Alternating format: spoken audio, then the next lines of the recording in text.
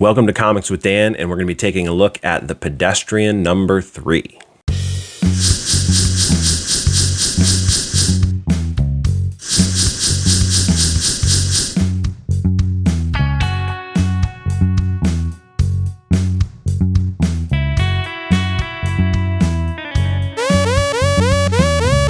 Last time on The Pedestrian, we left our hero in dire and a little confusing straits. He had been attacked by the stop hand and now has a stop hand on his chest.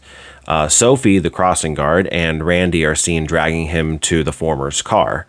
Additionally, it appears there are some higher forces at work here because the pedestrian sees these sort of celestial beings sort of personifying traffic signals after he gets attacked. In this issue, things start to come together a bit more. Kira, Sid, and Jeremy decide to try to find the pedestrian, but remember, they don't know that he's been attacked yet. The relationship between Kira and the kids is absolutely great. I love how she relates to them so well. Meanwhile, Randy and the crossing guard do everything they can to help the pedestrian, and James somehow finds himself in even more trouble than he was before. This issue was another great example of writer Joey Esposito doing a great job of not leaving characters behind. This book, and if you saw my interview with Joey and Shawn, you'll hear him say the same, is so much more a story about how all these people interact with the pedestrian rather than just a story about the pedestrian himself.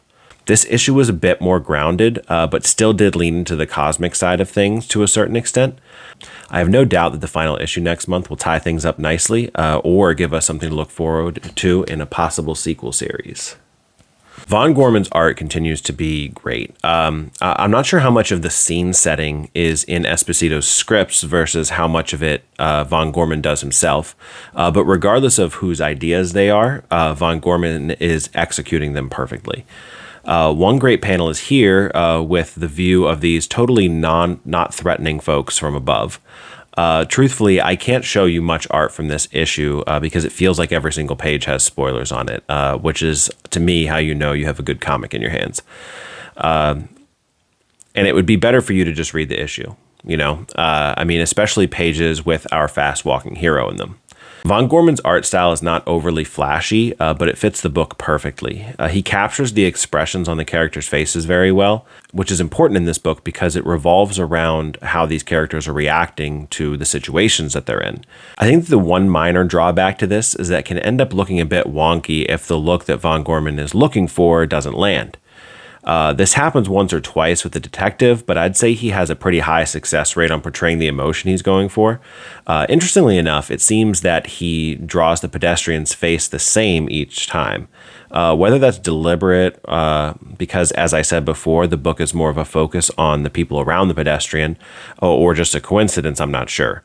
Regardless, another really, really great showing from Von Gorman. I liked Josh Jensen's color choices. The bright red used for the red hands is great, and in this particular issue, in the darker moments of the story, the tone goes darker too. One thing about the coloring here is that it does seem a little inconsistent at times. There are times when it seems like a lot of care is taken into adding different layers and shading, but other times it seems like the flat colors were added and nothing else was done. Thankfully, it seems like more of the panels were on the time and care side, but there were a few instances where that wasn't the case. Shawn Lee rocked the letters again. Fantastic sound effects, especially with the now iconic whoosh sound effect being present again. I do think that there were some instances where I wasn't 100% sure of who was narrating those pages, but I did work it out eventually, so, no harm there. This was another excellent installment of The Pedestrian. We leave it on a great note to close the arc, but there's no way that this next issue can be the end of the whole story. Make sure you get yourself a copy of The Pedestrian 3 in shops Wednesday, October 16th. At $3.99, this book is a fantastic value.